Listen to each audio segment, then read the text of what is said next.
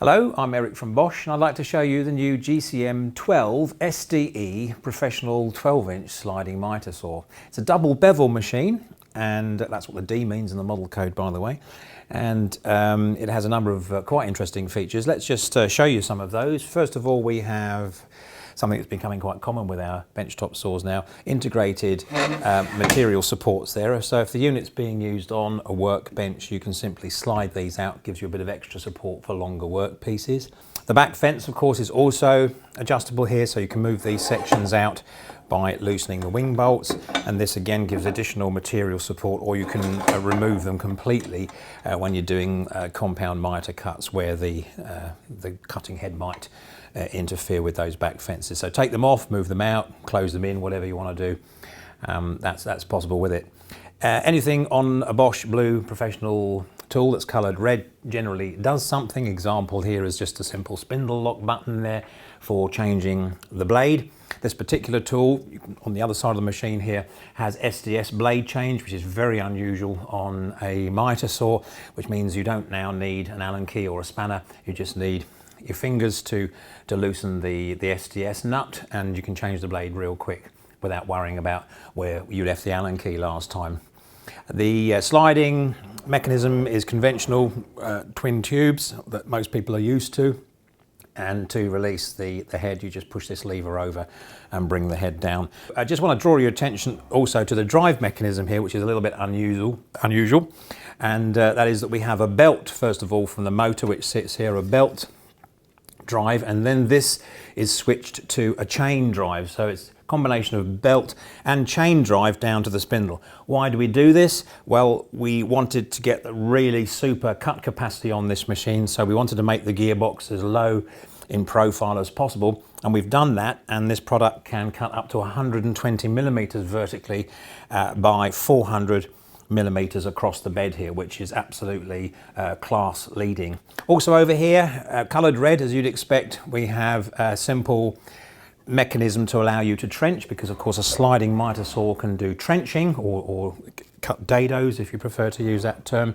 And you can enable this just by moving this little lever out, moving the lever out so that you've got the stop in place, and you can see now that the stop is preventing the blade from dropping right through, and you can adjust the trenching height just by moving this simple threaded rod.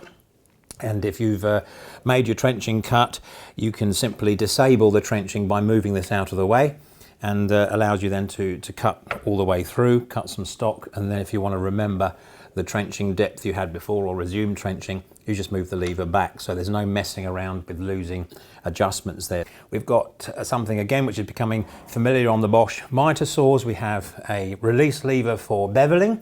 It's not round the back, which is a real stretch and a faff sometimes. It's on the side, and you just literally move the lever towards you to enable left-hand bevel, for example.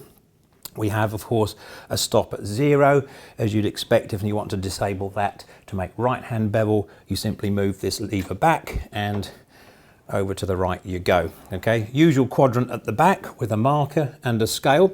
But what's interesting is that you'll find on both sides a turret which is similar to what you'll find on a router. So we have the popular angles. We have 47, 45, 22.5, 39, 33.9, sorry, which are commonly used bevel angles, and they're just selectable here by turning this dial. So if I set the 22.5, the angles are actually printed on the turret, so you can't really get that wrong. You in this case want to bevel over to this side, it just stops at 22.5 if that's what you want, and then you can turn this round to give you the usual 45, or the extra couple of degrees if you wish, 47. Lock the bevel by pushing the lever away from you, so it's very obvious, it's bright red and it's right there where you need it without fiddling around behind the machine, which is the case on some models out there. Laser, switch on top of the handle, allows you to see where the cut will take place. That's fairly common now, but also a useful feature. And of course, with the E on the end of the model code, it means this machine has electronic speed control, which is unusual on a saw like this. which allows you to back the motor off, back the motor speed down a little bit when you're cutting hardwood or some composites which tend to burn if you go in at full speed, and of course gives you the extra flexibility of cutting non-ferrous metal, for example, like aluminium extrusions, by turning the speed down. There's a little speed dial on the motor, on the end cap of the motor for that function. So all in all, a huge cut capacity from this machine, yet it's still transportable, and that's the Bosch GCM12SDE professional double bevel 12-inch sliding miter saw.